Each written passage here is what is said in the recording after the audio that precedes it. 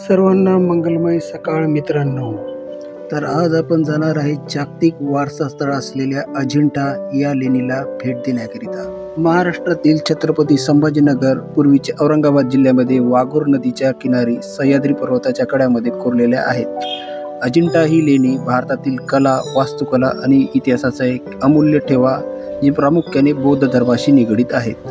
अजिंठा लेणीची निर्मिती 2 मुख्य कालखंडात झाली अशी मानले जाते.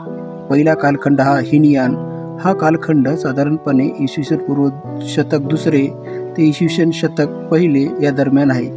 या कालखंडातील लेणी साधे आणि बुद्धाचे स्तूप रूपात प्रतिकात्मक दर्शन घडवण्यात लेणी क्रमांक 9, 10, 11, 12 आणि 15 यांचा समावेश होतो.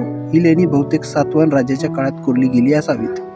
दुसरा कालखंड हा महायान हा कालखंड साधारणपणे इसवी 5 ते 7 शतक.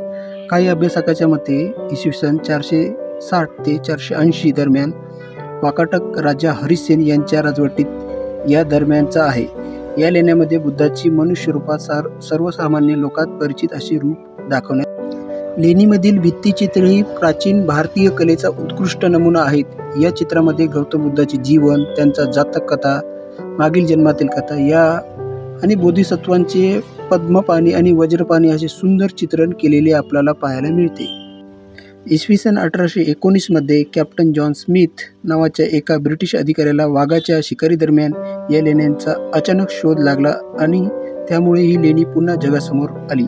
अजिंठा ही लेणी इसवी 1983 साली युनेस्कोने जागतिक वारसा स्थळ वर्ल्ड हेरिटेज साईट म्हणून घोषित केली, ज्यामुळे त्यांचे ऐतिहासिक आणि कलात्मक महत्त्व आंतरराष्ट्रीय स्तरावर अधोरेखित झाले.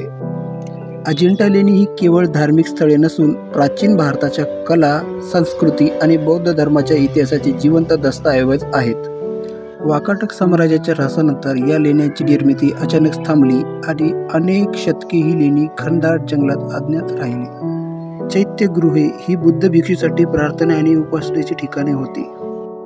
या लेण्यातील शिल्पे, तत्कालीन वास्तुकला आणि शिल्पशास्त्राची प्रगती कशी होती हे आपल्याला पाहायला मिळते.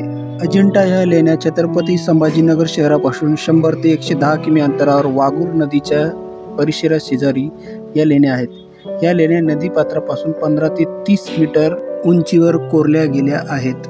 एक वेळ या जागतिक वारसा स्थळाला अवश्य भेट द्या. धन्यवाद.